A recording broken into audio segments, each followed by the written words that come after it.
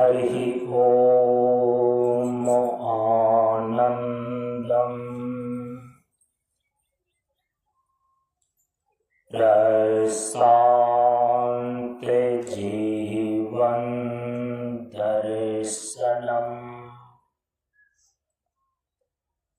नमो नारायण नारायणम।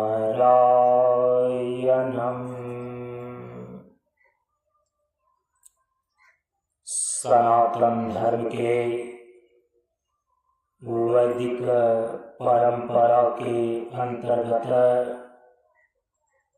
गुरु और शिष्य के बीच एवं वक्ता और श्रोता के बीच ज्ञान का आदान प्रदान होने के लिए प्रयुक्त वैदिक मंत्र का पहले उच्चारण कर लें। ओम सहनाववतु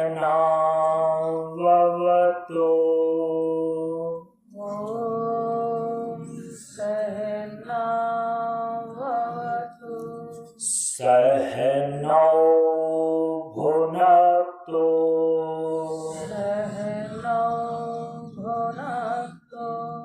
सह वीर्यं करवावहै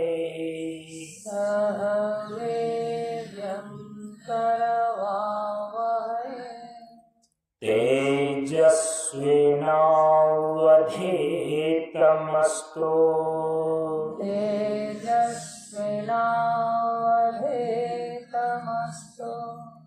मा विद्विषावहै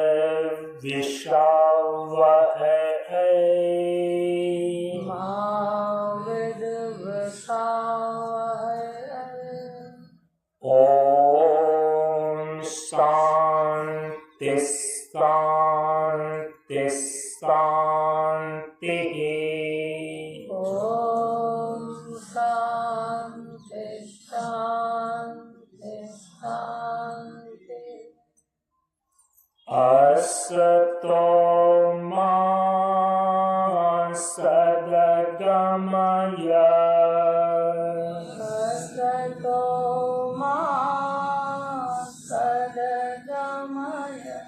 तमसो मा ज्योतिर्गमय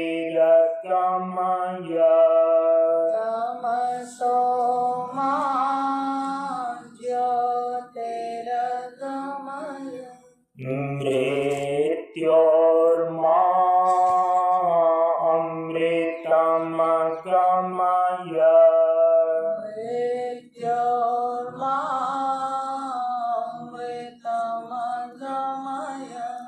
ओम शांति शांति शांति। ओम शांति शांति शांति। सभी लोग थोड़ी देर के लिए मौन एवं शांत रहें।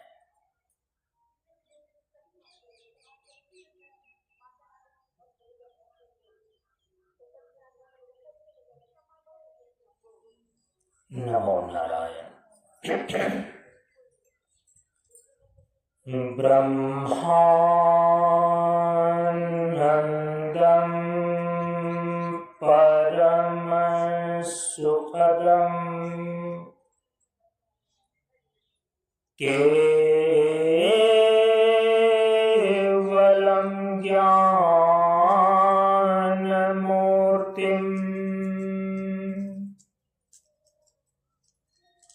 द्वन्द्वातीतं गगनसदृशम्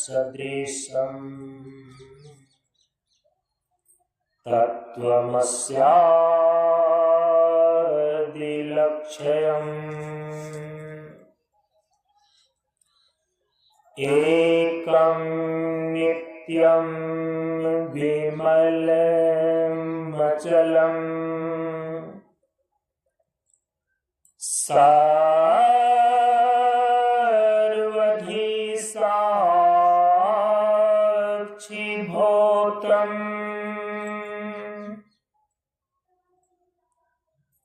भावातीतं त्रिगुणरहितं सद्गुरुं तं नमामि।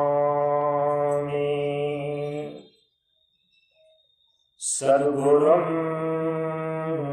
तं नमामि।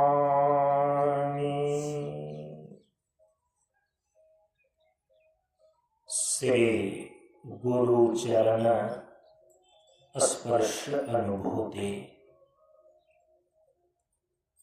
ज्ञान मार्ग सत्संग के सानिध्य में उपस्थित श्रद्धालु सत्संग प्रेमियों, ज्ञान बढ़े गुणवान के संगत, ध्यान बढ़े तपस्वी संग किन्हाओ, बुद्धि विवेक विचार बढ़े संत सन्यासी सुसज्जन तिन्हाओ। इसलिए ज्ञानी बेधय ज्ञान से, व्याधा बेधय तीर, सद्गुरु बेधय शब्द से भींगे सकल शरीर। प्रेमियों, हम सभी लोग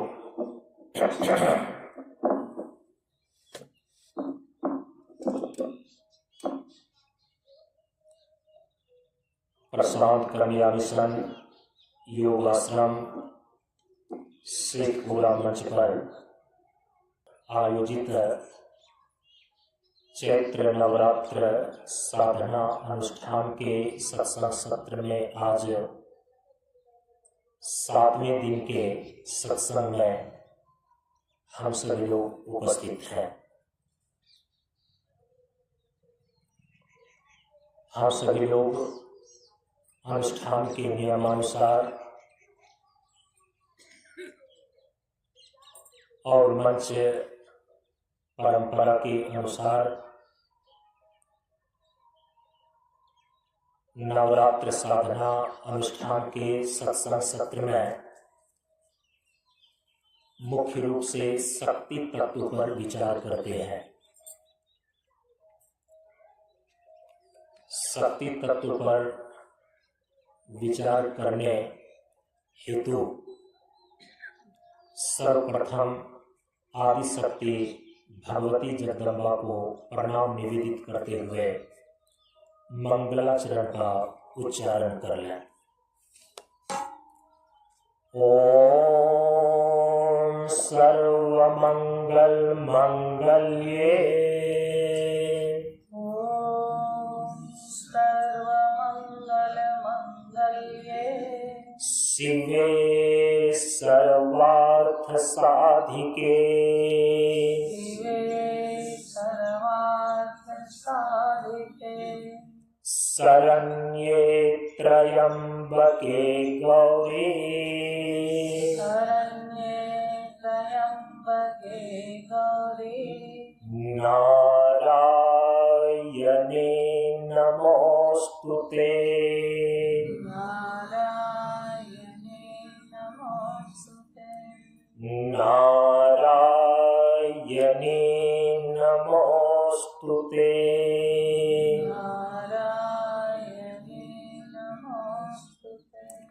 ओम सर्वस्वरूपे सर्वेशे, ओम सर्वस्वरूपे सर्वेशे, सर्वशक्ति समन्विते, सर्वशक्ति समन्विते, भयभ्यस्त्राहि नो देवी, भयभ्यस्त्राहि नो देवी, दुर्गे देवी नमोस्तुते।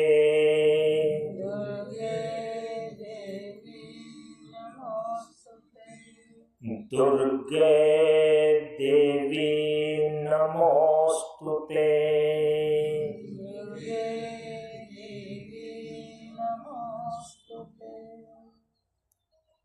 ओम नमश्चंडिकाय श्री दुर्गा देव्यै नमः। ओम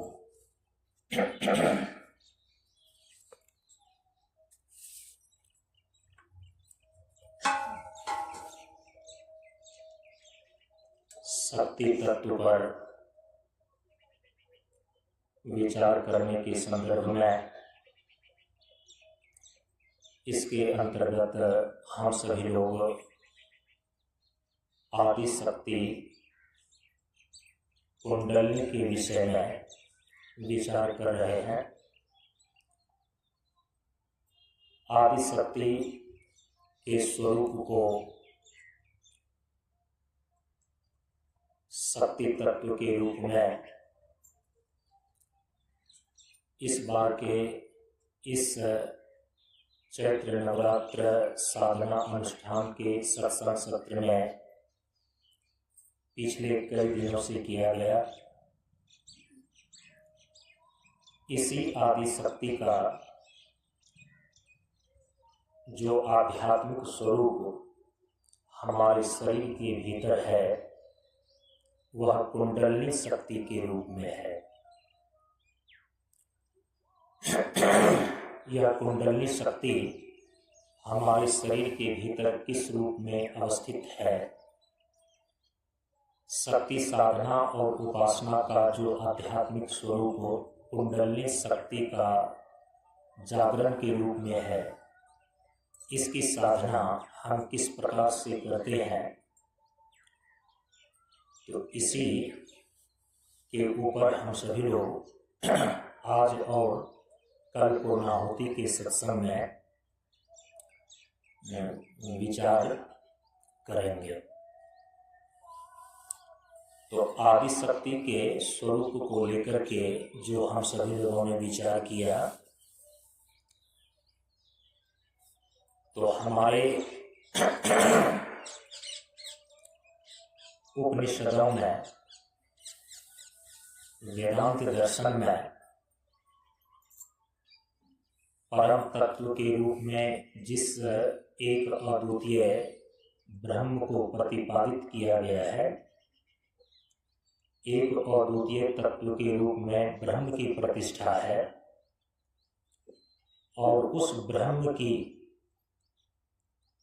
अभिन्न निमित्तोपादान कारणता भी सिद्ध है। उसी प्रकार से शक्ति तत्व की भी अभिन्न निमित्तोपादान कारणता सिद्ध है। इसको श्रीमद्देवी भागवत महापुराण और श्री दुर्गा सप्तशती इत्यादि ग्रंथों में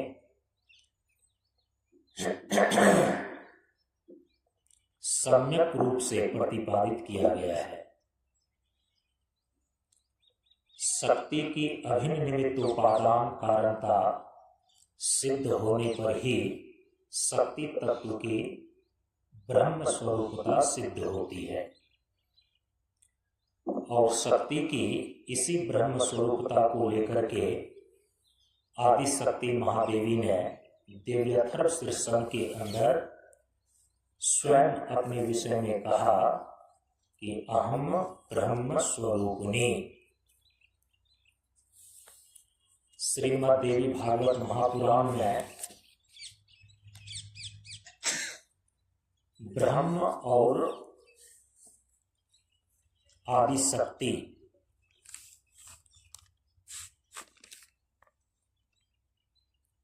दोनों की ही अभिन्नता को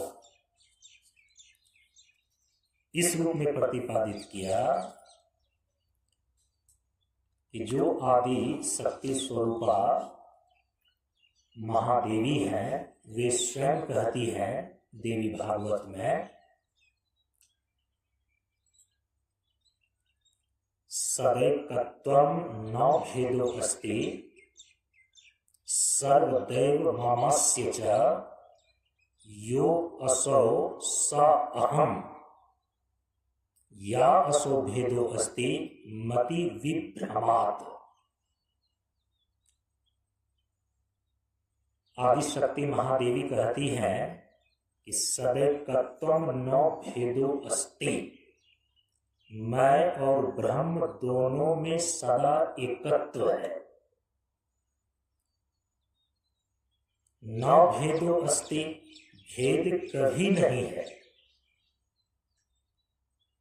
यो असो स अहम या असो, जो वह है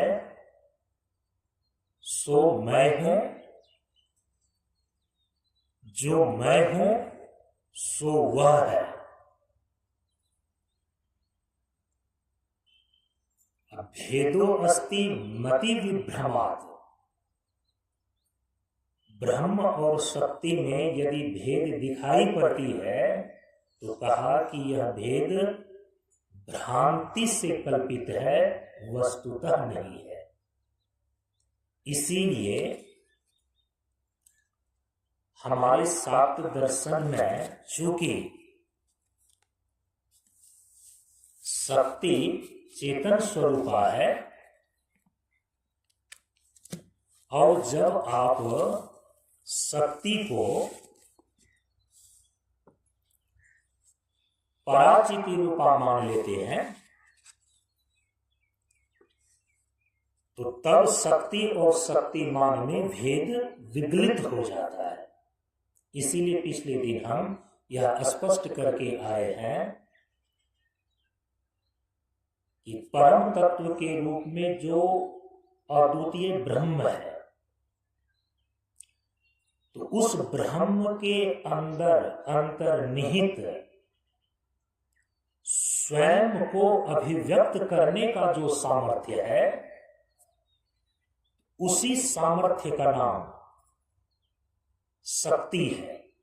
माने ब्रह्म की अभिव्यक्ति के सामर्थ्य को शक्ति बोलते हैं, और शक्ति का जो अधिष्ठान है वह शक्तिमान के रूप में ब्रह्म तत्व की ही प्रतिष्ठा है।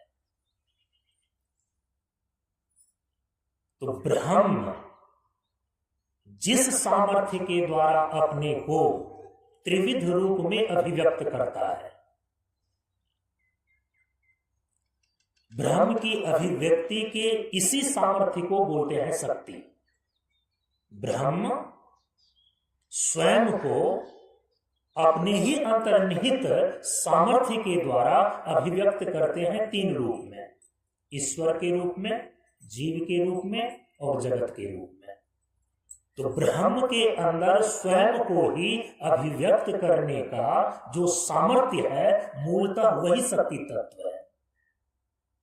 इसीलिए कहा कि ब्रह्म परम तत्व ब्रह्म की अभिव्यक्ति का सामर्थ्य शक्ति है, और शक्ति का जो अधिष्ठान है वह ब्रह्म शक्तिमान के रूप में है। तो जब शक्ति को पराचिति रूपा मान लेते हैं, तब शक्ति और शक्तिमान में भेद विगलित हो जाता है। भेद दृष्टि जो है ना, वह यथार्थ नहीं है।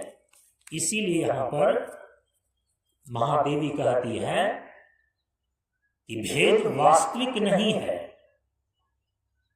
भेद जो है कल्पित है। तो शक्ति और शक्तिमान दोनों का ही ऐक्य सिद्ध है।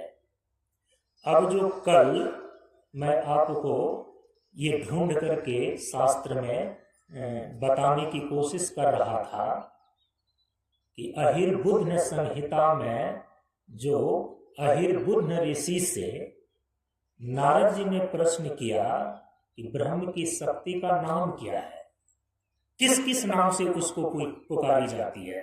तो वहां तो अहिर्बुद्ध ऋषि ने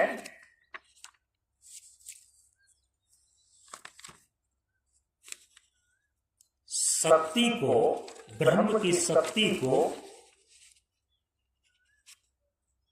तो अचिंत्य रूपा कह करके कहा कि यह ऐसा है, यही है, ऐसा भी निश्चय करके नहीं कहा जा सकता, और यह नहीं है ऐसा भी नहीं कहा जा सकता।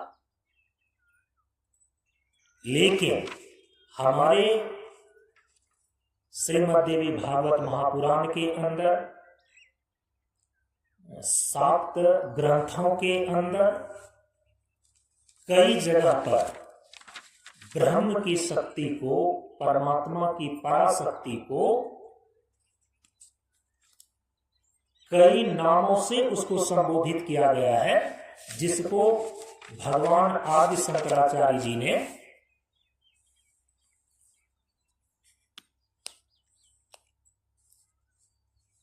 प्रतिपादित किया।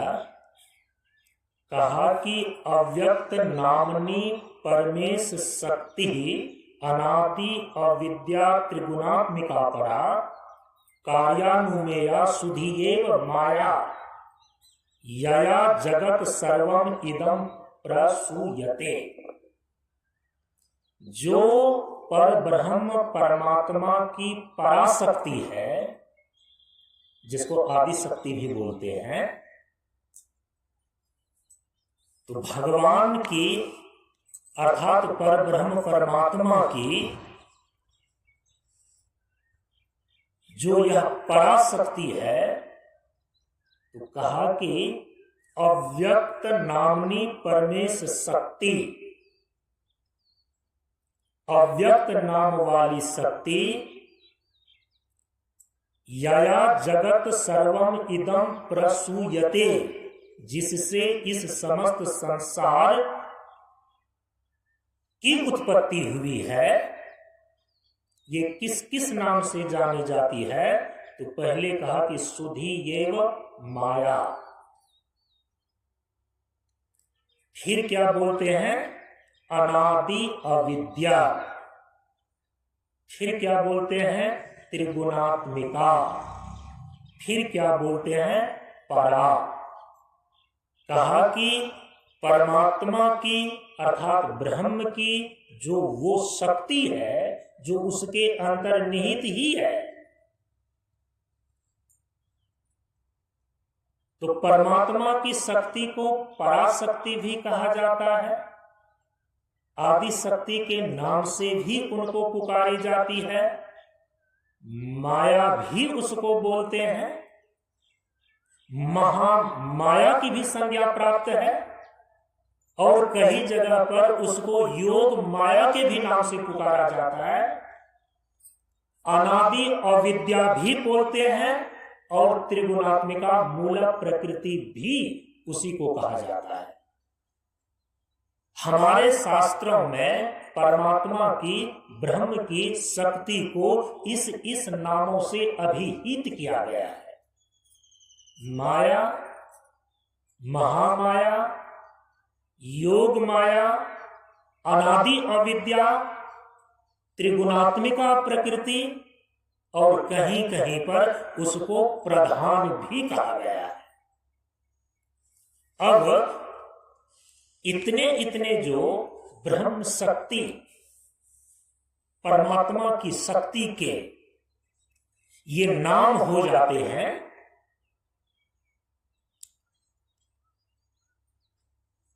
तो ये परमात्मा की शक्ति जो नाना प्रकार के नामों से सुनी जाती है, इसमें कम से कम ये 5-6 नाम तो सबसे ज्यादा प्रयुक्त होते हैं।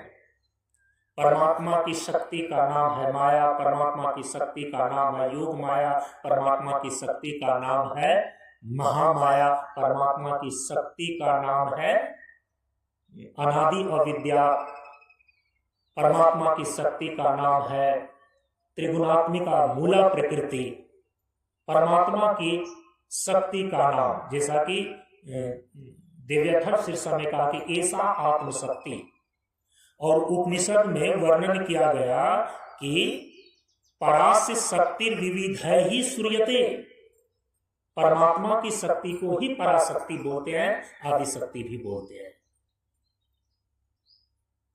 भिन्न भिन्न संदर्भों में ब्रह्म की शक्ति को भिन्न भिन्न नामों से उच्चरित किया जाता है। थोड़ा सा उसको ध्यान में ले लें कि किस संदर्भ में परमात्मा की जो ये शक्ति है, कभी माया, कभी महामाया, कभी योग माया, कभी प्रकृति और कभी प्रधान, किस संदर्भ में कही जाती है, उसको थोड़ा सा ध्यान में ले लीजिए। कहा कि पर ब्रह्म में रहने वाली जो पराशक्ति है, अब इसको हम माया की भी संज्ञा देते हैं। तो कहा कि माया इसीलिए बोलते हैं, कई बार आप कहते हैं ना ये तो मायावी है।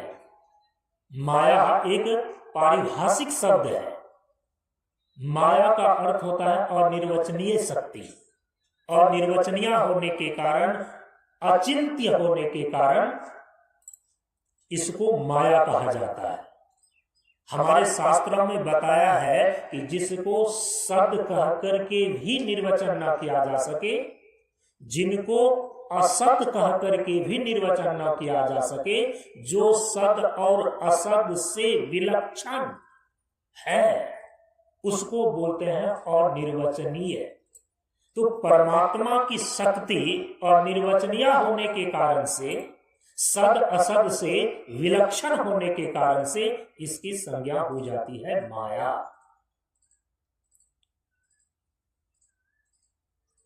अच्छा,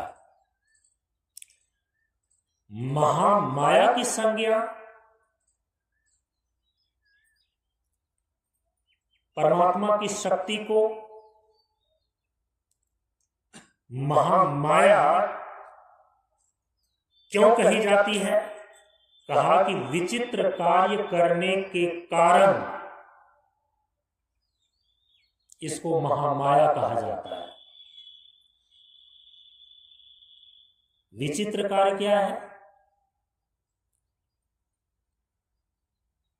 ब्रह्म के अंदर सन्निहित जो उसकी पराशक्ति है, अचिंत्य शक्ति है, उसकी ये चमत्कृति है, उसका विचित्र कार्य है कि एक अद्वितीय ब्रह्म को ही 3 रूपों में वो दर्शाती है, अभिव्यक्त कर देती है।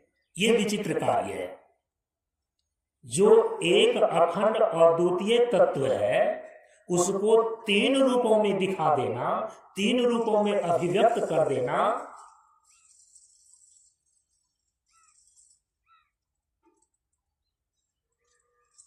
यही शक्ति की चमत्कृति है। इसीलिए इसको बोलते हैं महामाया। एक अद्वितीय ब्रह्म को कल हम बता करके आए हैं, जो माया शब्द है ना, तो माया या प्रकृति, जैसे कि प्रकृति त्रिगुणात्मक होती है, वैसे ही माया त्रिगुणात्मक होती है। और श्वेताश्वर उपनिषद में तो स्पष्ट रूप से इसीलिए यह बताया गया कि मायाम तु प्रकृति विद्यात्, माने है कि माया को प्रकृति जानो। जैसे कि प्रकृति त्रिगुणात्मिका है, वैसे ही माया त्रिगुणात्मिका है। माया और प्रकृति दोनों ही त्रिगुणात्मिका होने के कारण से तो ये माया की चमत्कृति है। ये ब्रह्म के अंदर अंतर्निहित शक्ति की यह चमत्कृति है कि एक अद्वितीय ब्रह्म को 3 रूपों में अभिव्यक्त कर देती है। विशुद्ध सत्व प्रधाना प्रकृति के योग से ब्रह्म की अभिव्यक्ति ईश्वर के रूप में होती है, ईश्वर के रूप में दिखाती है। मलिन सत्व प्रधाना प्रकृति के योग से वही एक अद्वितीय ब्रह्म जीव के रूप में अभिव्यक्त होता है। तमः प्रधाना प्रकृति के योग से वही ब्रह्म जगत के रूप में अभिव्यक्त होता है। तो इस प्रकार से जो त्रिगुणात्मिका माया है वह एक और द्वितीय ब्रह्म को त्रिविध रूपों में प्रदर्शित कर देती है। अपने विशुद्ध सत्व प्रधाना प्रकृति के योग से ब्रह्म को ईश्वर के रूप में दिखा देती है। ये विचित्र कार्य है।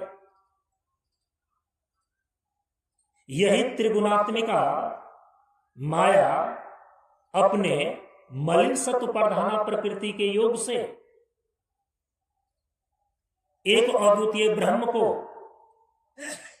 नाना प्रकार के जीवों के रूप में दिखा देती है, अभिव्यक्त कर देती है। ये विचित्र कार्य है। और यही त्रिगुणात्मिका माया शक्ति अपने तमः प्रधाना प्रकृति के योग से एक अद्वितीय ब्रह्म को जगत के रूप में प्रदर्शित कर देती है, जगत के रूप में उसको अभिव्यक्त करती है। इसी को कहा गया है विचित्र कार्य। तो इस प्रकार से जो एक अखंड अद्वितीय तत्व हो और उसको तीन रूप से प्रदर्शित कर दे, इससे बड़ा कोई विचित्र कार्य नहीं हो सकता। इसीलिए इसको कहा जाता है महामाया। अच्छा, इसको प्रकृति कब बोलते हैं? कहा कि प्रकृति का सीधा अर्थ होता है उपादान कारण। चूंकि जो ब्रह्म के आश्रित, ब्रह्म के अंतर्निहित पराशक्ति है, उस पराशक्ति को त्रिगुणात्मिका मूल प्रकृति रूपा इसलिए कही जाती है कि क्योंकि ब्रह्म जो है ना, मूल में निर्गुण निर्विशेष तत्व होने के कारण से वह सीधे जगत की रचना नहीं कर सकता। विद्यारण्य स्वामी जो वेदांत दर्शन के एक बहुत बड़े आचार्य हुए, उन्होंने स्पष्ट लिखा अपने ग्रंथों में, कहा कि न केवलम ब्रह्मेव जगत कारणम, केवल ब्रह्म जगत का कारण नहीं हो सकता। और इसका हेतु क्या बतलाया? कहा कि निर्विकारत्वात्, चूंकि ब्रह्म मूल में निर्गुण निर्विशेष और निर्विकार है, जगत तो विकारमय है। इसीलिए जो निर्गुण निर्विकार है, ऐसा ब्रह्म सीधे जगत के उत्पत्ति नहीं कर सकता। तो न केवलम ब्रह्मेव जगत कारणम हेतु दिया निर्विकारत्वात्।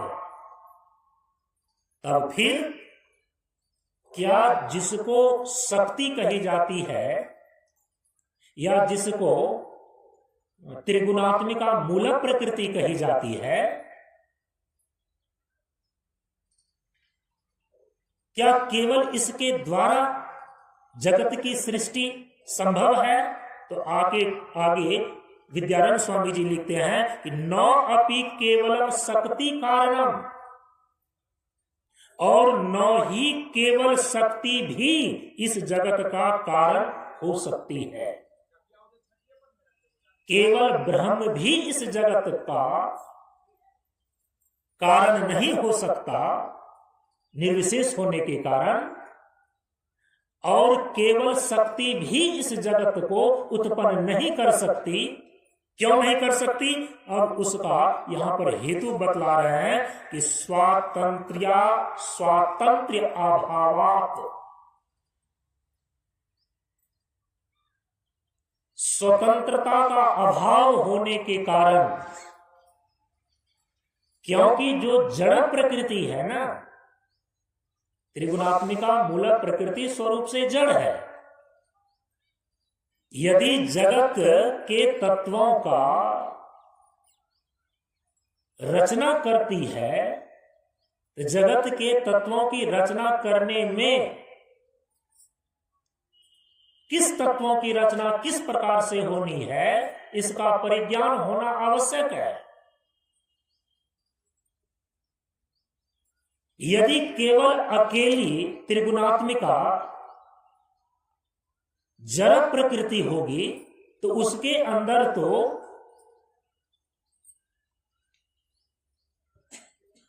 स्वरूप से जड़ होने के कारण से यह ज्ञान शक्ति ही उसके अंदर नहीं है कि जीवन और सृष्टि के किस तत्वों को किस रूप में उत्पन्न करना है। इसीलिए यहां पर कहा कि स्वातंत्र अभावात,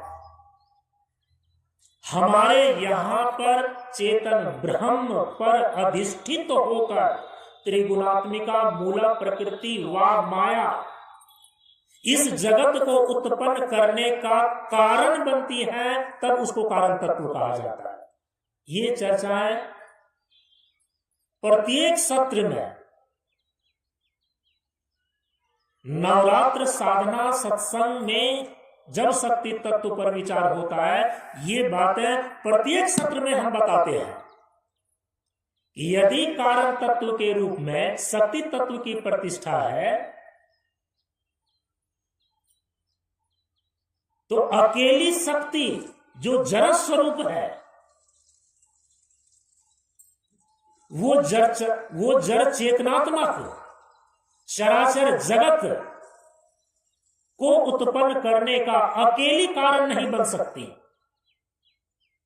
तब चिद अधिष्ठित होकर जो चेतन तत्व ब्रह्म है उस पर आश्रित होकर ही जो त्रिगुणात्मिका मूल प्रकृति है उसके अंदर सामर्थ्य आता है चराचर जगत को उत्पन्न करने का। तो अकेला ब्रह्म भी जगत का कारण नहीं बन सकता, निर्विशेष निर्गुण निर्विकार होने के कारण। और अकेली जड़ प्रकृति भी, त्रिगुणात्मिका जड़ प्रकृति भी अकेली इस चराचर जगत का कारण नहीं बन सकती, क्योंकि चराचर जगत को उत्पन्न करने के लिए, सृष्टि का निर्माण करने के लिए ज्ञान का होना आवश्यक है। तो जब तक वह जड़ प्रकृति चेतन ब्रह्म पर आश्रित नहीं होगी, चिद अधिष्ठित नहीं होगी, तब तक अकेली जड़ प्रकृति इतने सूक्ष्म और स्थूल तत्वों का निर्माण करने का कारण नहीं बन सकते। तो निष्कर्ष क्या निकला? इसीलिए कहा कि जो ब्रह्म और ब्रह्म की शक्ति, ये दोनों को भिन्न नहीं माना गया, पृथक नहीं माना गया, अभिन्न रूप से सन्निहित है। तो तस्मात् उभयम मिलित्वैत जगत कारणम भवति। विद्यारण्य स्वामी जी लिखते हैं कि इस कारण ब्रह्म और शक्ति दोनों के संयोग से संसार उत्पन्न होता है। ये निर्णय अकेली त्रिगुणात्मिका मूल प्रकृति स्वरूप से जड़ होने के कारण यह जगत कारण नहीं बन सकती, संसार को उत्पन्न नहीं कर सकती। और जो निर्विशेष ब्रह्म है तो केवल निर्विशेष ब्रह्म भी बिना शक्ति के चराचर जगत के उत्पन्न होने का कारण नहीं बन सकता। तब चिद अधिष्ठित प्रकृति शक्ति मान पर आश्रित शक्ति जगत उत्पन्न करती है और शक्ति से युक्त ब्रह्म संपूर्ण जगत का कारण बनने में समर्थ होता है। इस बात को ध्यान में रखना चाहिए। तो प्रकृति ब्रह्मेव शक्ति, ब्रह्म की शक्ति प्रकृति है। तो जो परमात्मा की पराशक्ति है अब उसकी संज्ञा प्रकृति है। तो प्रकृति का अर्थ है उपादान कारण। सीधे ब्रह्म जगत का कारण नहीं बन सकता, वो प्रकृति को द्वार बना करके ही जगत का कारण बन सकता है। जगत का कारण बनने में वो समर्थ होता है। इसीलिए परमात्मा की, परब्रह्म की शक्ति को प्रकृति की संज्ञा दी गई। प्रकृति माने उपादान कारण, क्योंकि जो शुद्ध सोना है ना, उसे आभूषण नहीं बनाए जा सकते। जो स्वर्णकार है वो इस रहस्य को जानता है। बिल्कुल 100 कैरेट का यदि शुद्ध सोना हो, उसे किसी भी प्रकार का आभूषण नहीं बनाया जा सकता। जो शुद्ध ब्रह्म है, निर्विकार ब्रह्म है, ये विकार युक्त, जिस जगत में द्वंद्व है, जिस जगत में परिवर्तन है, जिस जगत में विकार है, जिस जगत में दुख और द्वंद्व है, ऐसे विकार में जगत की रचना सीधे विशुद्ध ब्रह्म, निर्विकार ब्रह्म से नहीं हो सकता। तो उसका उपादान कारण बनता है कौन? त्रिगुणात्मिका प्रकृति। ये अब इसी का दूसरा नाम है प्रधान। किसी किसी प्रस्थान में मूल प्रकृति को प्रधान भी बोलते हैं। तो कहा कि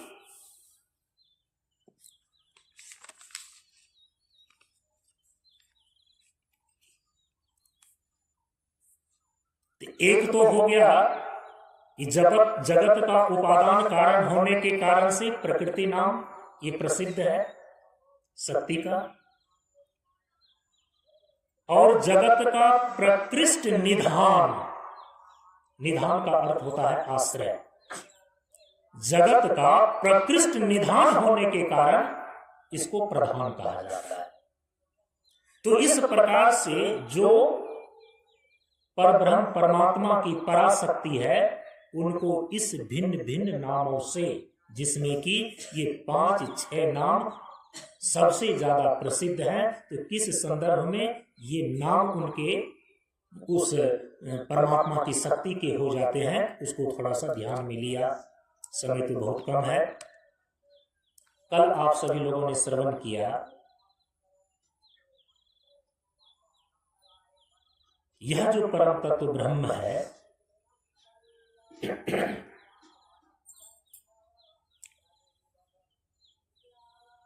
इसके 4 पाद हो जाते हैं,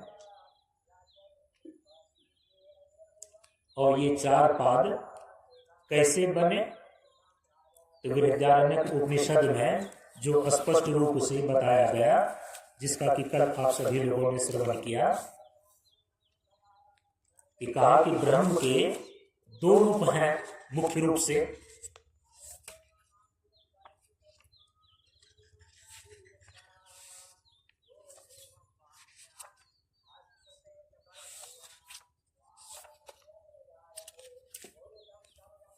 ब्रह्म के 2 रूप, बृहदारण्यक उपनिषद 2:3-1 में कहा कि द्वे वाग ब्रह्मणो रूपे अपरम च परम च। तो ब्रह्म के 2 रूप हो जाते हैं, एक पर ब्रह्म और दूसरा अपर ब्रह्म। जो पर ब्रह्म रूप है, ये निर्गुण निर्विशेष ब्रह्म है। तो जो निर्गुण निर्विशेष है, इसी को पर ब्रह्म बोलते हैं। और जो अपर ब्रह्म है, तो अपर ब्रह्म उसको बोलते हैं कि चूंकि सर्वम खलु इदम ब्रह्मा, जो एक अद्वितीय ब्रह्म तत्व है, वही सर्वरूप में उद्भासित हो रहा है। क्योंकि कारणों के कारण के रूप में ब्रह्म की ही प्रतिष्ठा है, तो कारण कोटि के तत्व और कार्य कोटि के जो तत्व हैं, दोनों के रूप में ब्रह्म की ही अभिव्यक्ति है। तो कारण कोटि के तत्व और कार्य कोटि के तत्व दोनों को लेकर के, तो कारण कोटि के तत्व के रूप में ब्रह्म की ही अभिव्यक्ति है, तो उसको कारण ब्रह्म बोल देते हैं। और कारण कोटि के तत्व के रूप में जब ब्रह्म की अभिव्यक्ति होती है, तो कल आपने सुना कि उसकी फिर ईश्वर संज्ञा हो जाती है। कार्य कोटि के रूप में जब ब्रह्म की अभिव्यक्ति होती है तो कार्य दो रूप में होते हैं, सूक्ष्म रूप में और स्थूल रूप में। जो सूक्ष्म कार्य है तो सूक्ष्म कार्य अर्थात सूक्ष्म जगत, इसी की उपाधि को लेकर ब्रह्म की संज्ञा हिरण्यगर्भ अथवा सूत्रात्मा हो जाती है। जो स्थूल कोटि का कार्य है, स्थूल जगत है, इसकी उपाधि को लेकर ब्रह्म की संज्ञा विराट हो जाती है या वैश्वानर हो जाती है। तो इस प्रकार से कार्य ब्रह्म और कारण ब्रह्म, ये जो ब्रह्म के दो रूप है ना, इसी को बोलते हैं अपर ब्रह्म। तो ब्रह्म का ये अपर रूप जो है, इसी को बोलते हैं सगुण ब्रह्म। ब्रह्म का जो पर रूप है, जिसको पर ब्रह्म बोलते हैं, वो ब्रह्म का निर्गुण स्वरूप है। तो निर्गुण ब्रह्म को ही पर ब्रह्म बोलते हैं और अपर ब्रह्म को ही सगुण ब्रह्म बोलते हैं। तो ब्रह्म के इस दोनों ही रूप को लेकर के ब्रह्म के चार पाद हो जाते हैं। जो ब्रह्म का सगुण रूप है, जो ब्रह्म का अपर रूप है, ये सोपाधिक होने के कारण से, सगुण होने के कारण से कारण कोटि और कार्य कोटि, तो कार्य के दो विभाग और एक कारण मिलकर के तीन हो गए। तो ब्रह्म के तीन पाद सोपाधिक हैं और सगुण है। लेकिन ब्रह्म का जो चतुर्थ पाद है वो निरुपाधिक है और निर्गुण है। तो ब्रह्म के तीन पाद में प्रथम पाद, जो ब्रह्म का प्रथम पाद है, उसको बोलते हैं विराट या वैश्वानर।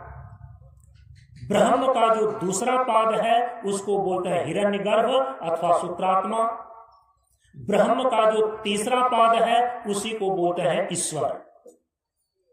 ये तीनों ही पाद सोपाधिक हैं और सगुण है, इसी को अपर ब्रह्म की संज्ञा है।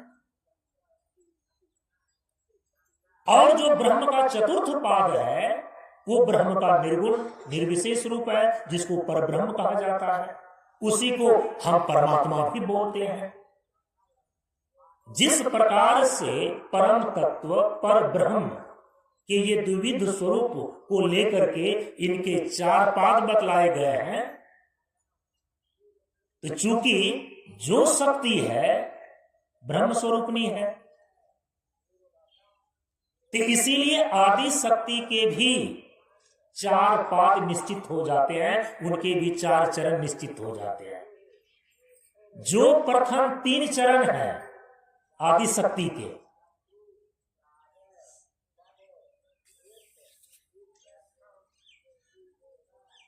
वो सगुना है। लेकिन आदि शक्ति का भी जो चतुर्थ पाद है ना, चतुर्थ चरण है ना, सात दर्शन में उसको निर्गुणा ही बताई गई है। कल हम बता करके आपको आए हैं कि आदि शक्ति का जो प्रथम चरण है सात दर्शन में, उसको कहा गया है कला। हम लोग गुरु स्तोत्र में पाठ करते हैं, बिंदु नाद कलातीतम तस्मै श्री गुरुवे नमः। चूंकि गुरु की वहां पर ब्रह्म रूप से स्तुति की गई है, तो ब्रह्म जो है उनका मौलिक स्वरूप तो चतुर्थ पाद के रूप में है, निर्गुण निर्विशेष के रूप में है।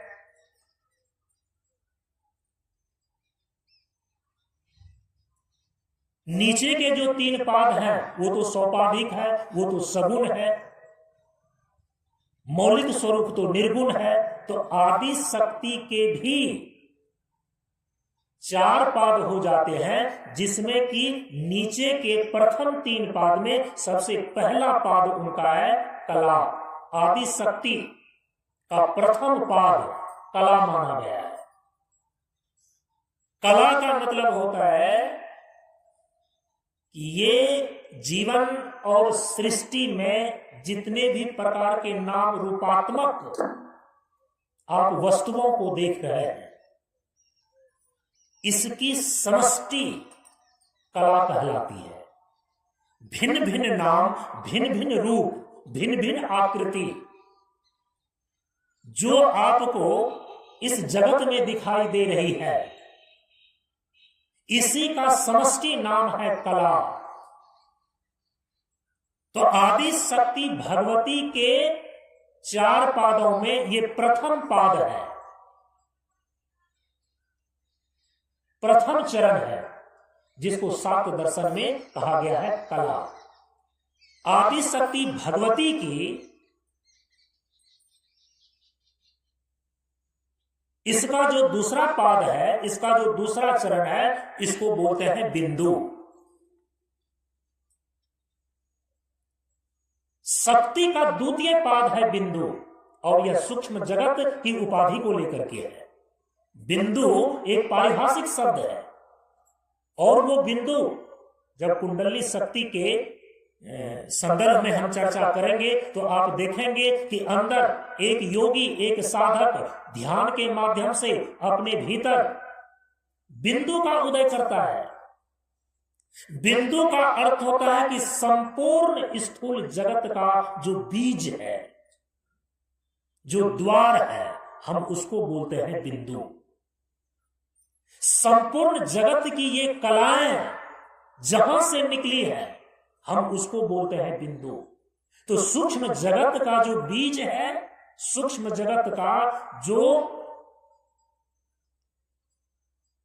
द्वार है, हम उसको बोलते हैं बिंदु। ये बिंदु ही आदि शक्ति का द्वितीय पाद है, दूसरा चरण है, जो सूक्ष्म जगत की उपाधि को लेकर के है। और आदि शक्ति का जो तृतीय पाद है, वो तृतीय पाद है नाद। संपूर्ण सृष्टि की जो मूल ध्वनि है,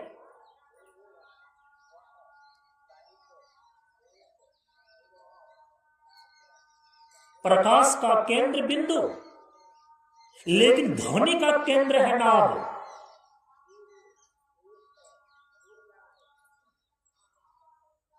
ये कारण उपाधि को लेकर के है। कारण जगत का जो बीज है, उसी को नाद बोलते हैं। आज ये विज्ञान भी मानता है, ये संपूर्ण जो पदार्थ आपको दिखाई दे रहे हैं, इसके मूल में ध्वनि है, साउंड है। और हमारा योग शास्त्र कहता है, हमारा तंत्र शास्त्र कहता है कि संपूर्ण विश्व का निर्माण उसी नाद, मूल ध्वनि से हुई है। तो शक्ति का जो तृतीय पाद है, वो है नाद। तो कला, बिंदु और नाद, ये आदि शक्ति के जो प्रथम 3 पाद हैं, ये है सगुना। लेकिन आदि शक्ति का जो चतुर्थ पाद है ना, वो तो निर्गुणा ही है। वह तो निर्गुण ब्रह्म ही है। तो आदि शक्ति का मौलिक स्वरूप निर्गुण ब्रह्म ही है। आप शाक्त दर्शन का अनुशीलन करेंगे तो वहां पर आपको ये बातें स्पष्ट रूप से दिख जाएंगी कि आदि शक्ति भगवती जगदम्बा के चतुर्थ पाद के रूप में शुद्ध चैतन्य ही है। उसी को पराचिति बोलते हैं, चिद तत्व ही है। तो पराचिति के रूप में, और वो पराचिति वो निर्गुणा मानी गई है, निर्गुण ब्रह्म के रूप में मानी गई है। तो इस प्रकार से ब्रह्म के भी 4 पाद, तो प्रथम 3 पाद सगुण है, ब्रह्म के अंतिम चतुर्थ पाद निर्गुण है, निर्गुण निर्विशेष के रूप में शुद्ध चैतन्य है। तो आदि शक्ति के भी 4 पाद में प्रथम 3 पाद कला, बिंदु और नाद, ये सगुना है, सगुण है। लेकिन आदि शक्ति का जो अंतिम चतुर्थ पाद है, ये तो निर्गुणा ही है, निर्गुण निर्विशेष शुद्ध चैतन्य के ही रूप में है। तो जिस प्रकार से ब्रह्म के 4 पाद हैं, उसी प्रकार से आदि शक्ति के भी ये 4 पाद हैं। जिस प्रकार से ब्रह्म का अंतिम चतुर्थ पाद शुद्ध चैतन्य निर्विशेष चैतन्य है, उसी प्रकार से आदि शक्ति का चतुर्थ पाद भी निर्गुणा के रूप में निर्विशेष शुद्ध चैतन्य ही है। इस स्तर पर जाकर के शक्ति और शक्तिमान का ऐक्य सिद्ध होता है। अच्छा, ये बातें हो गई।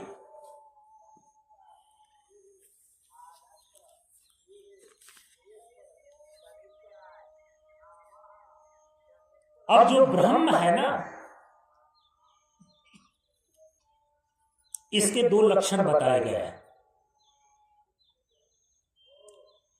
और हमारे शास्त्र में जो शक्ति तत्व है ना, इसके भी 2 लक्षण, 2 रूप बताए गए। ब्रह्म के 2 लक्षण कौन कौन है? ब्रह्म के एक लक्षण होते हैं, उसको बोलते हैं स्वरूप लक्षण,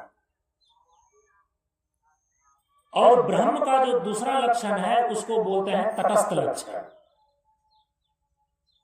ब्रह्म के स्वरूप लक्षण 3 हैं मुख्य रूप से। जो पर ब्रह्म है, जो निर्गुण निर्विशेष ब्रह्म है, उसके 3 स्वरूप लक्षण हैं, और उपनिषद में उसको बताया गया कि सत्यम ज्ञानम अनंतम ब्रह्म, सत चित्त और आनंद, ये परब्रह्म निर्गुण ब्रह्म के 3 स्वरूप लक्षण हैं। इसीलिए जो परब्रह्म है वो सत स्वरूप है, चित्त स्वरूप है, आनंद स्वरूप है।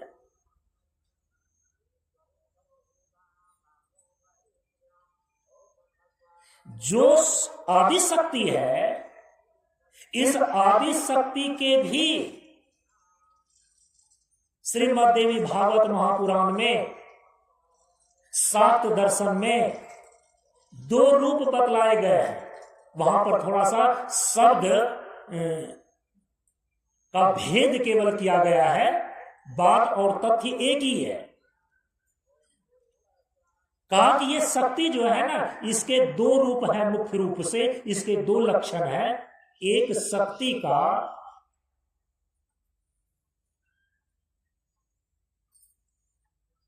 एक अंतरंगा शक्ति मानी जाती है, और एक शक्ति का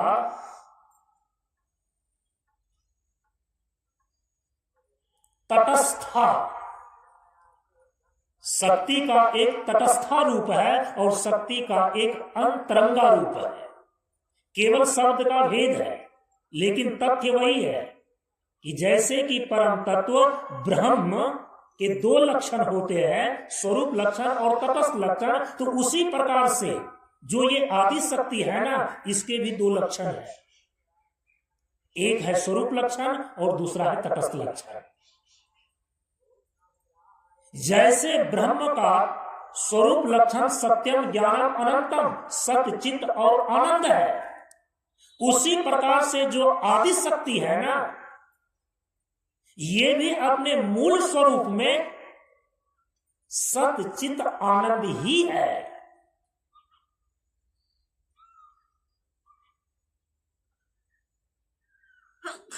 इसी को अंतरंगा शक्ति कही गई।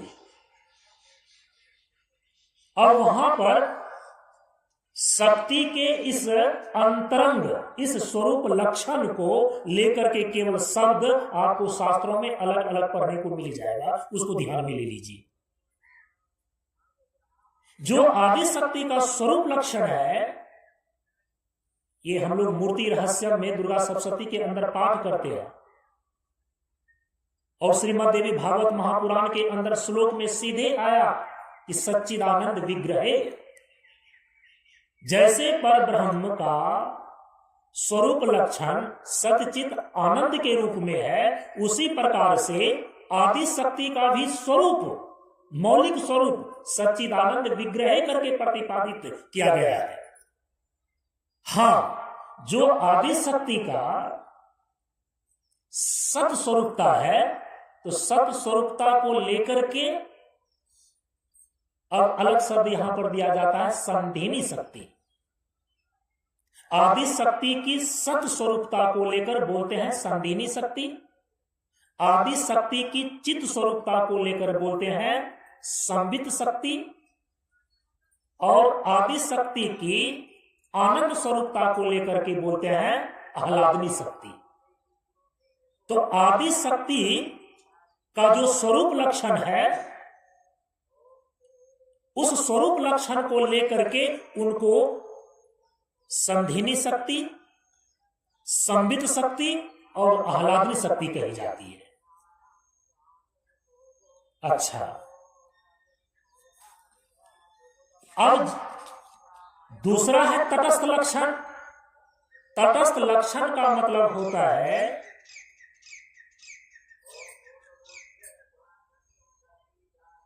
कि जो उससे संबद्ध होकर उनके मूल स्वरूप में बैठकर नहीं, बल्कि उससे संबद्ध होकर लेकिन उनके स्वरूप को दर्शाने का साधन बनता है, लक्षण बनता है, हम उसको तटस्थ लक्षण बोलते हैं। कई बार मैंने उदाहरण देकर के बतलाया है कि जैसे कि कोई अनजान व्यक्ति किसी गांव में गया किसी व्यक्ति से मिलने के लिए, राम नामक व्यक्ति से मिलने के लिए गया और उसने घर देखा नहीं है। तो गांव में जैसे ही प्रवेश किया ना, तो एक गांव वाले से पूछा कि राम जी का घर कौन सा है। अब जिस व्यक्ति से पूछा वो व्यक्ति जल्दीबाजी में था, जरूरी काम से कहीं जा रहा था, तो वो राम जी के घर या राम जी को खोजने वाले व्यक्ति के साथ में जाकर के नहीं बताता है कि ये राम का घर है। वो दूर से ही कहता है कि देखिए इस सड़क के किनारे जितने घर हैं ना बने हुए, वो आगे का घर, जिस घर पर वो कौवा बैठा हुआ है वही राम जी का घर है। तो वहां राम जी का घर का बोध कराने में राम जी के घर पर बैठा हुआ जो कौवा है ना, वो तटस्थ लक्षण है।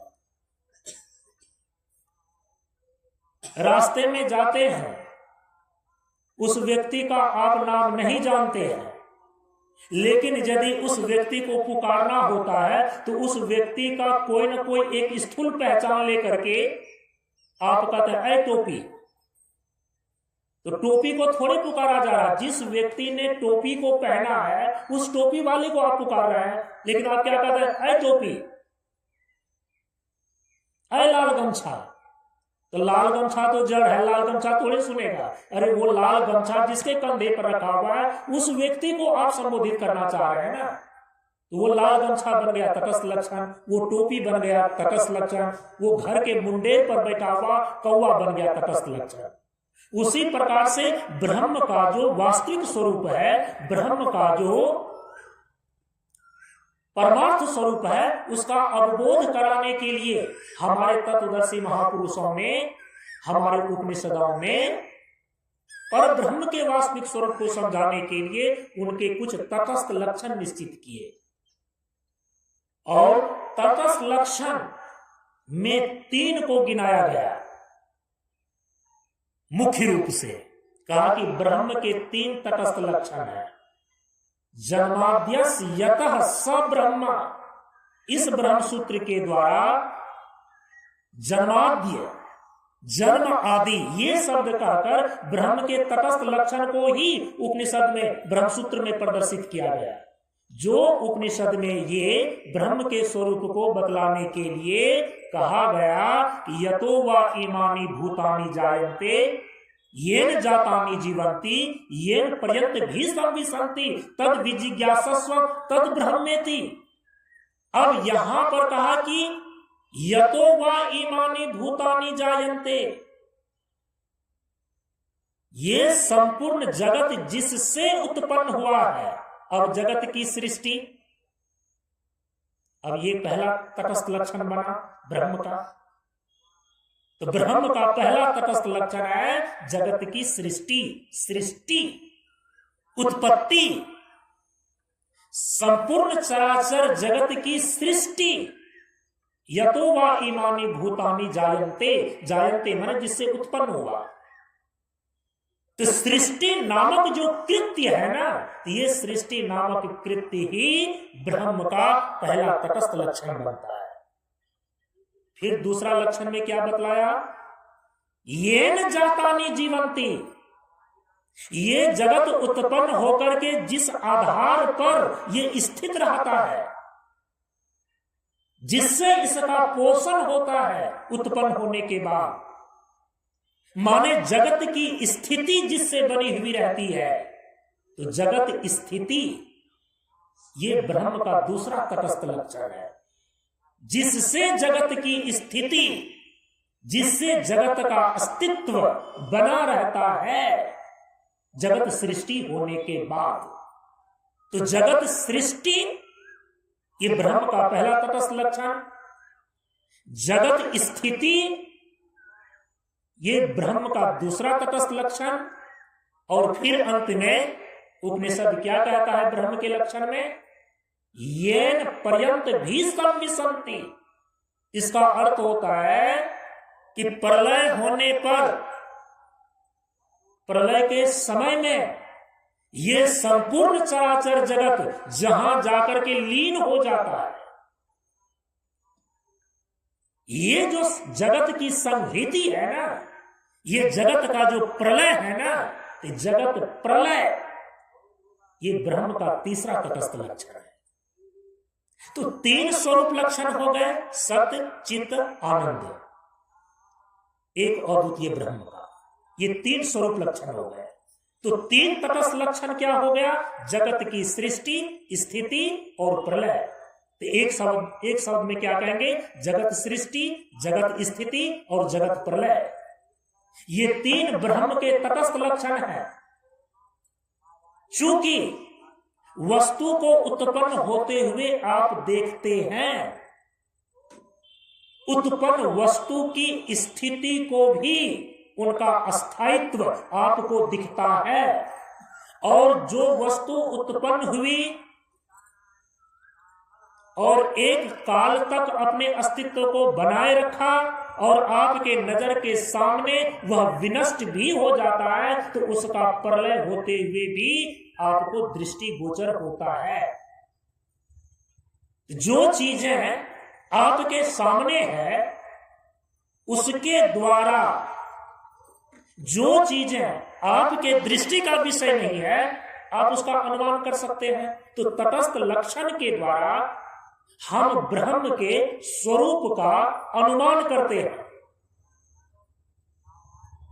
इतना तो पक्का है ना, यह जो संपूर्ण चराचर जगत दिखाई दे रहा है, यह हमने और आपने बनाया नहीं है।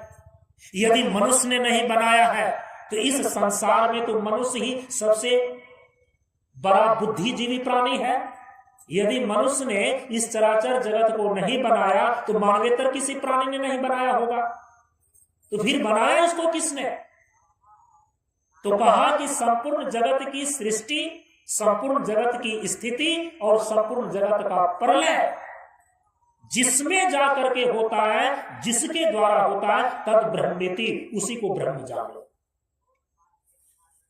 अब जो ब्रह्म स्वरूपनी शक्ति है, इस ब्रह्म स्वरूपनी आदि शक्ति के भी यही तीन तटस्थ लक्षण बतलाए गए, और यहां पर उसमें दो जोड़ करके मैं आपको उनके पांच लक्षण को, पांच तटस्थ लक्षण को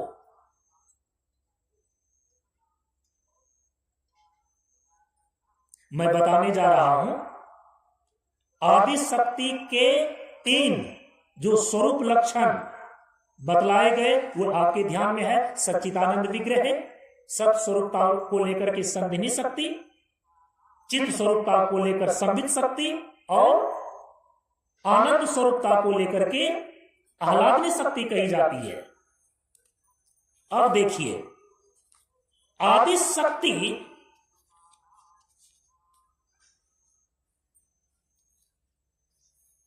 के तटस्थ लक्षण को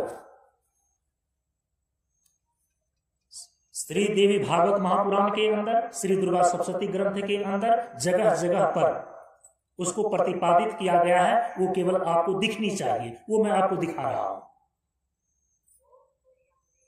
हम सभी लोगों ने परसों के सत्संग में यह विचार किया ना, शक्ति की अभिन्न निमित्तोपादान कारणता के संदर्भ में श्री दुर्गा सप्तशती के तंत्रोक्त देवी सूक्तम के अंदर वो पाठ आया ना, सृष्टि स्थिति विनाशानाम शक्ति भूते सनातनी गुणाश्रये गुणमय नारायणी नमोस्तुते। अब यहां पर 3 तटस्थ लक्षण आदि शक्ति के बताए जा रहे हैं।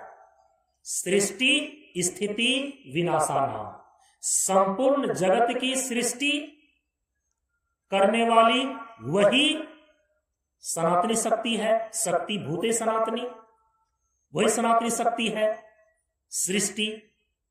फिर कहा कि स्थिति, संपूर्ण जगत की स्थिति को बनाने वाली वही शक्ति भूते सनातनी, सनातनी शक्ति है। फिर कहा कि विनाशानाम, संपूर्ण जगत का विनाश करने वाली, संपूर्ण जगत का प्रलय शक्ति भी वही शक्ति भूते सनातनी, वही आदि शक्ति है। तो 3 तटस्थ लक्षण तो उसके यहां पर बतला दिए गए। अब जो पहला तटस्थ लक्षण है सृष्टि, तो इसी सृष्टि जगत सृष्टि को लेकर के इनको कहा जाता है, आदि शक्ति को सृष्टि रूपा।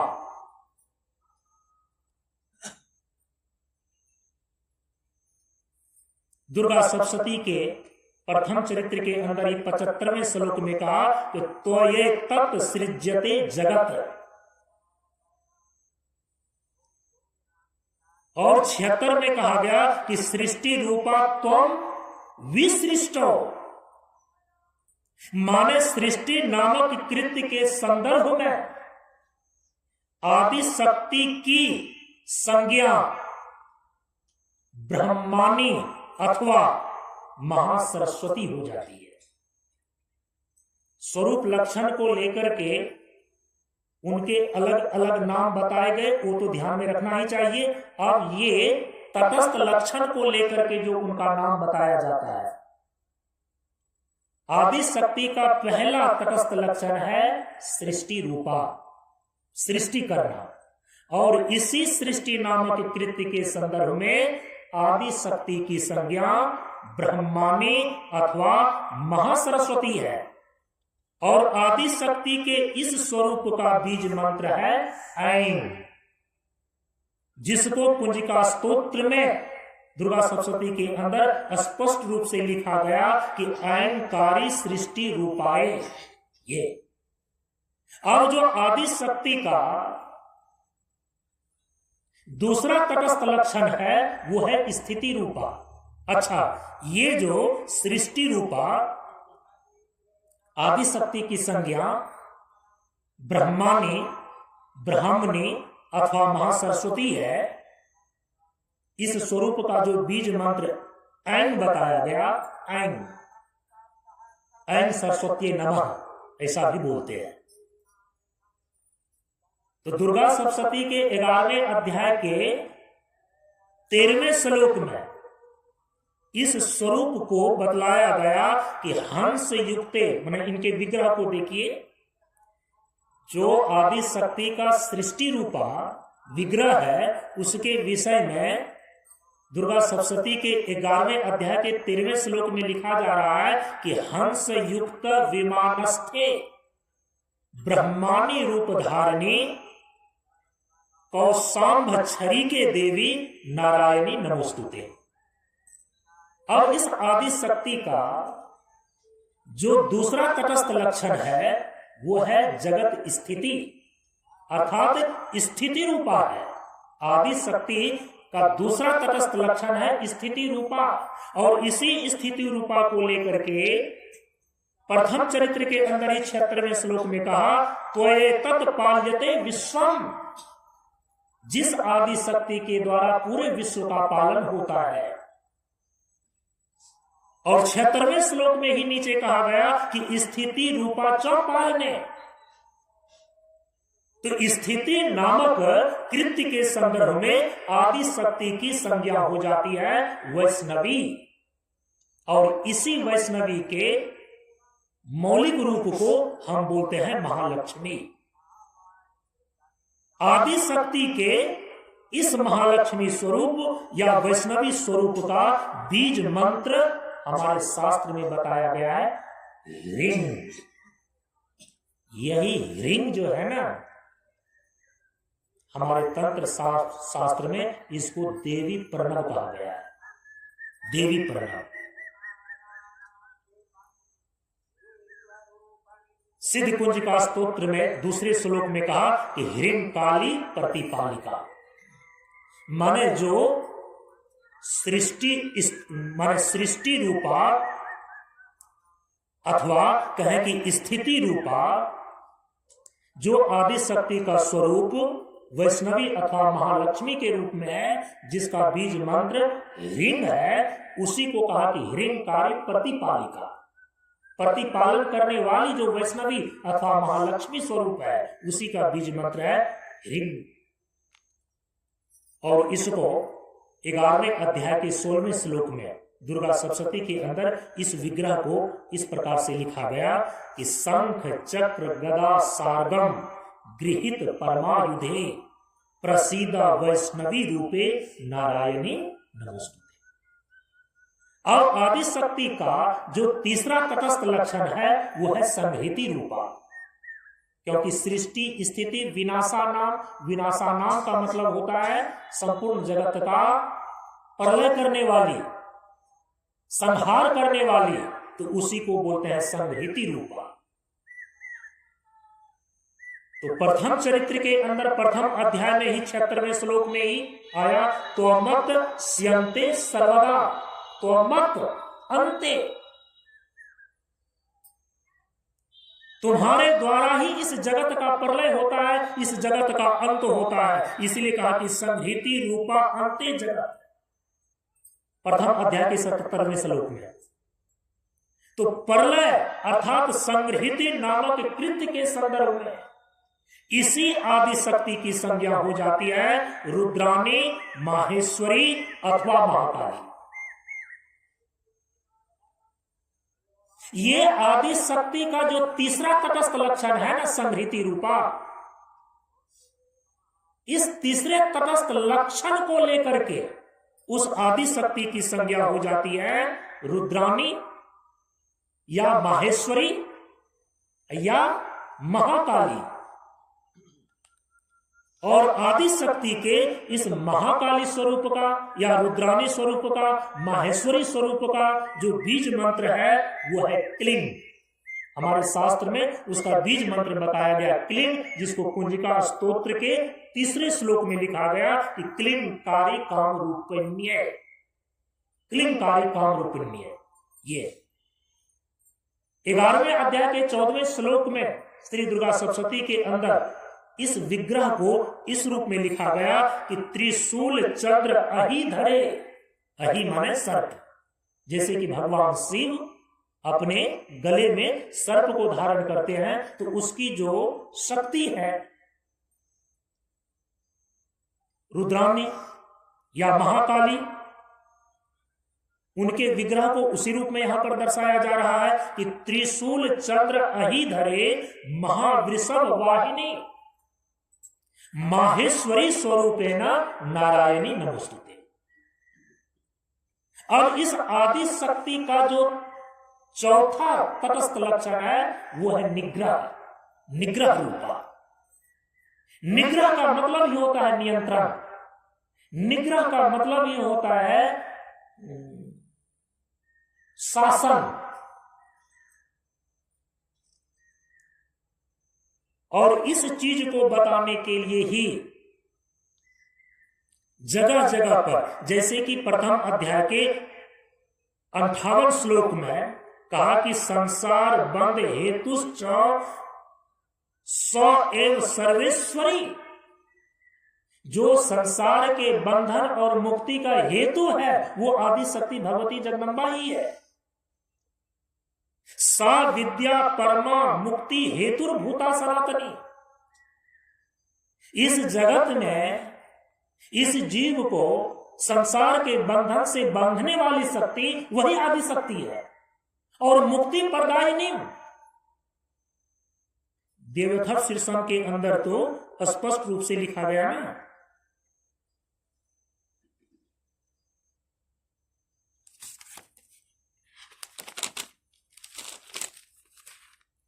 क्या लिखा गया?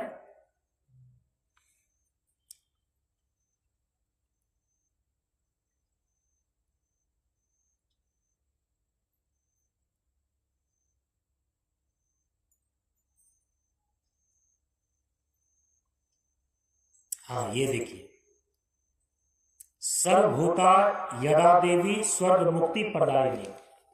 संसार के बंधन में इस जीव को बांधने वाली आदि शक्ति ही है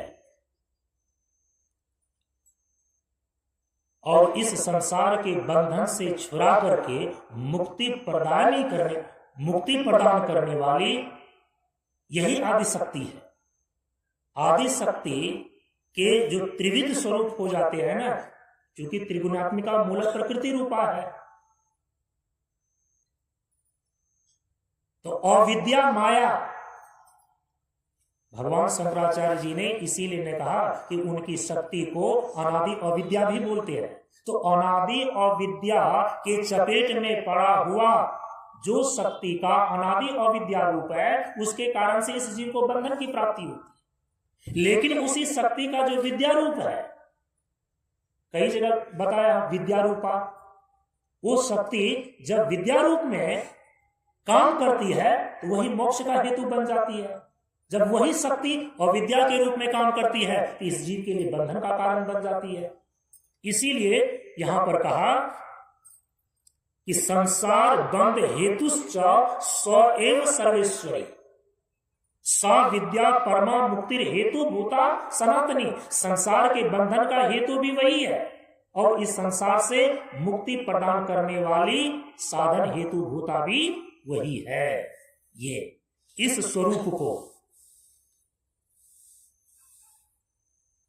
माने इस निग्रह नामक कृत्य के संदर्भ में आदि शक्ति की संज्ञा हो जाती है भवानी अथवा दुर्गा। इसीलिए कहते हैं दुर्गति नाशनी दुर्गा जय जय भव विमोचनी भवानी इति। जो संसार के भव बंधन से हमको छुड़ा देता है, जो भव मोचनी है, उसको हम भवानी बोलते हैं। जो संसार की दुर्गति का नाश करने वाली है, हम उसको दुर्गा बोलते हैं। तो ये निग्रह नामक कृत्य के संदर्भ में आदि शक्ति की संज्ञा हो जाती है भवानी अथवा दुर्गा। और आदि शक्ति के इस स्वरूप का जो बीज मंत्र हमारे शास्त्र में बतलाए गए हैं वो नवान मंत्र के अंदर है चांग मुंग डांग। ये तीन, चांग मुंग डांग। चामुंडा च चंडघातिनी कुंजिका स्तोत्र में कह करके इसी को संकेत किया गया है चौथे श्लोक में। और इस विग्रह को दुर्गा सप्तशती के 11वें अध्याय के 21वें श्लोक में इस रूप में प्रदर्शित किया गया कि दंष्ट्रा काल वदने शिरोमाला विभूषणे चामुंडे मुंड मथने नारायणी नमस्तुते। और अंत में इस आदि शक्ति की जो 5वीं तटस्थ लक्षण है वो है अनुग्रह रूपा। अनुग्रह, और अनुग्रह का तो मतलब ये होता है, अनुग्रह माने कृपा। जब आदि शक्ति भगवती की कृपा होती है ना, तो उसमें लिखा हुआ है कि सर्वप्रथम जो है वो धन्य धान्य से संपन्न हो जाता है।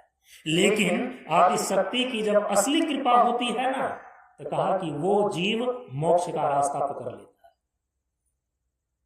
और यदि आदि शक्ति भगवती जगदम्बा जो अनुग्रह रूपा है, इस अनुग्रह रूपा आदि शक्ति ही उनके अंदर, वो भगवती जगदम्बा कृपा रूप से जब उनके अंदर प्रकट हो जाती है ना, तो उनको मोक्ष की प्राप्ति हो जाती है। पाप हारिणी देवी भुक्ति मुक्ति प्रदायिनी देवथर्प शीर्षक के अंदर 17 श्लोक में ऋचा में कहा गया। इसी को दूसरे जगह दुर्गा सप्तशती के 13 अध्याय के 5वें श्लोक में कहा कि स एव नृणाम भोग स्वर्ग अपवर्गदा, माने कि ये जो अनुग्रह रूपा आदि शक्ति है, ये संसार के सामान्य व्यक्तियों को भोग प्रदान भी करने वाली है। यहां भोग का मतलब होता है संसार के सुख सुविधाएं, धन्य धान्य, लक्ष्मी के रूप में प्रतिष्ठित होती है। और जो उच्च योनि के देव लोग हैं या इसी धरती पर जो पुण्य और सत्कर्म धर्मा व्यक्ति है, कहा कि उनको स्वर्ग प्रदान करने वाले हैं। लेकिन जो निष्काम भक्त हैं, जो जिज्ञासु हैं, उनको यही अनुग्रह रूपा आदि शक्ति कहा कि अपवर्गदा, अपवर्ग अर्थात मोक्ष प्रदान करने वाली होती है। तो भोग भी प्रदान करती है, स्वर्ग भी प्रदान करती है और अपवर्ग भी प्रदान करती है। चूंकि भगवती के त्रिभुज स्वरूप हैं, इनके अंदर यह सामर्थ्य है, यह भोग भी प्रदान कर सकती हैं, स्वर्ग भी प्रदान कर सकती हैं और साधक को मोक्ष भी प्रदान कर सकती है। इसीलिए 3 स्तर के लोग आपको शक्ति की उपासना करते हुए दिख जाएंगे। एक तो सामान्य संसारी लोग अपने घर में धन संपदा को बनाए रखने के लिए, लक्ष्मी की प्रतिष्ठा के लिए भगवती जगदम्बा की शक्ति साधना उपासना करते हैं। लेकिन कुछ ऐसे देवता भी हैं, मनुष्य से जो उच्च योनि देवलोक हैं, वहां देवता भी अपने स्वर्ग के साम्राज्य को बचाने के लिए पूरे दुर्गा सप्तशती में भगवती जगदम्बा के 3 चरित्र को पढ़ करके देख लीजिए कि जब दैत्य ने देवराज इंद्र को स्वर्ग के साम्राज्य से बहिष्कृत कर दिया, स्वर्ग के साम्राज्य को छीन लिया, तो देवराज इंद्र को स्वर्ग का साम्राज्य लौटाया किसने? ब्रह्मा जी के मार्गदर्शन में देवराज इंद्र ने जब शक्ति की उपासना किया, आराधना किया, भगवती की स्तुति किया, तब शुंभ को, निशुंभ को, महिषासुर को सबका वध करके जिस दैत्य ने देवराज इंद्र से स्वर्ग का साम्राज्य छीन लिया था, आदि शक्ति भगवती जगदम्बा ने प्रकट होकर के उन सारे दैत्यों का संहार करके देवराज इंद्र को स्वर्ग का साम्राज्य लौटाया। तो देवता लोग भी केवल मर्त्य लोक के मनुष्य ही भगवती की उपासना करते हुए देखे नहीं जाते। यहां की देवता लोग भी अपने स्वर्ग के साम्राज्य को पाने के लिए और स्वर्ग को बचाने के लिए देवी की उपासना करते हैं। देवलोक में भी देवी की उपासना चलती है, आदिशक्ति भगवती जगदम्बा की। तो केवल ये स्वर्गकामी या संसार के सुख सुविधा भोगी व्यक्ति ही देवी की उपासना करके अपने मनोरथ को पूर्ण नहीं करते हैं, बल्कि जो साधक हैं, जो जिज्ञासु हैं, जो संसार से त्याग और वैराग्य पूर्वक अपने जीवन के परम पुरुषार्थ मोक्ष को सिद्ध करने की साधना में लगा हुआ है, ज्ञान को प्राप्त करने में लगा हुआ है, ऐसे मुमुक्षु साधक, ऐसे निष्काम भक्त भी देवी की उपासना करते हुए देखे जाते हैं। क्या भगवान राम कृष्ण को संसार की किसी वस्तु की कामना थी? क्या अभी इस फिलहाल में मात्र 150 वर्ष के अंदर भगवान राम कृष्ण से भी बड़ा कोई शक्ति उपासक मिलेगा आपको क्या? जहां की भगवती जगदम्बा काली के रूप में साक्षात बात करती थी। क्या रामकृष्ण परमहंस जी महाराज को कोई स्वर्ग पाने की कामना थी? रामकृष्ण परमहंस को जिनकी कृपा से हमेशा समाधि की अवस्था लगी रहती थी, वो भगवती की कृपा थी। शक्ति की साधना से, शक्ति की उपासना से समाधि की क्षमता को प्राप्त किया था रामकृष्ण परमहंस ने। तब प्रत्यक्ष में भी काली से बात करते हुए रामकृष्ण परमहंस को देखा जाता था। इसीलिए ये मत समझिए कि देवी की उपासना, शक्ति की उपासना केवल संसारिक भोगी व्यक्ति अपने मनोरथ को पूरा करने के लिए करते हैं। केवल देवता लोग अपने स्वर्ग को बचाने के लिए या स्वर्ग को पाने के लिए करते हैं। अरे नहीं, बड़े बड़े महापुरुषों को आप देखेंगे, वे बड़े बड़े साधक, वे बड़े बड़े मुमुक्षु और जिज्ञासु, जिन्होंने अपने जीवन में संसार के भोग राग का त्याग कर दिया है, मुमुक्षु बन गया है, वे भी देवी की उपासना करते हुए देखे जाते हैं। लेकिन उनके देवी की उपासना करने का ढंग अलग होता है। जो साधक होते हैं, आदि शक्ति को अपने भीतर, उनका जो आध्यात्मिक स्वरूप कुंडली शक्ति है, वो कुंडली शक्ति जागरण के रूप में साधना करते हैं, एक साधक।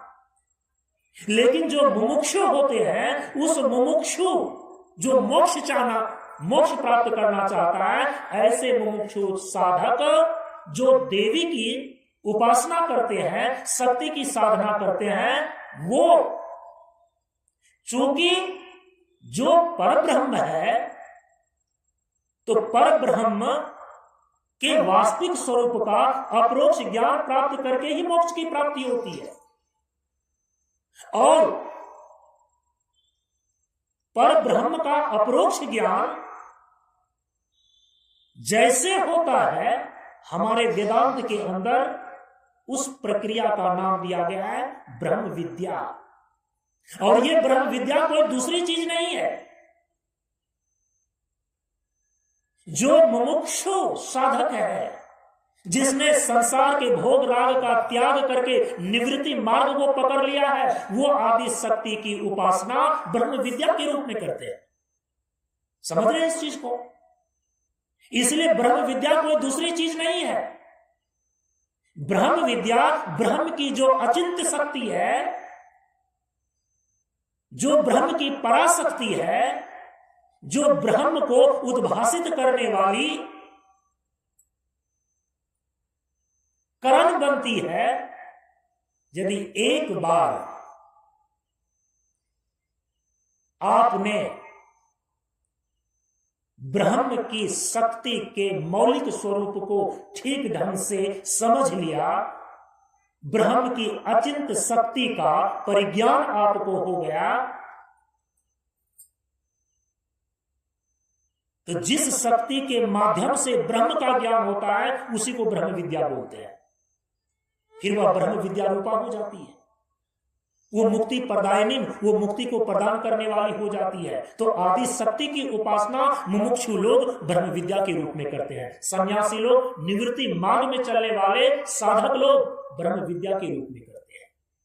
केवल देवी की उपासना और शक्ति की साधना का अपने अपने दृष्टि से, अपनी अपनी क्षमता के अनुसार से, अपने अपने प्रयोजन और उद्देश्य के अनुसार से थोड़ा थोड़ा भिन्न होता है। कोई संसार के भोग की कामना को प्राप्त करने के लिए उसी स्तर से देवी की उपासना करते हैं। कोई अपने भीतर कुंडली शक्ति के जागरण के रूप में, एक साधक, एक योगी उसी आदि शक्ति की कुंडली जागरण के रूप में उसकी उपासना योग के माध्यम से करते हैं। लेकिन जो मुमुक्षु साधक है, जो सन्यासी है, जो निवृत्ति मार्गी है, वे उसी आदि शक्ति की उपासना अपने भीतर ब्रह्म विद्या के रूप में करते हैं। आज तो कुंडली शक्ति के स्वरूप के विषय में चर्चा करनी थी, लेकिन वहां तक हम नहीं पहुंच सके। कल का सत्संग बचा हुआ है। इसी आदि शक्ति का जो आध्यात्मिक स्वरूप कुंडली है, इस शरीर के भीतर स्थित, इसका क्या स्वरूप है, ये कहां पर स्थित है, फिर इसका जागरण हम किस प्रकार से करते हैं। माने कि आदि शक्ति की जो उपासना का आध्यात्मिक स्वरूप कुंडली शक्ति जागरण की साधना के रूप में है, इसकी प्रस्तुति हम कल पूर्णाहुति सत्संग में कर सकेंगे।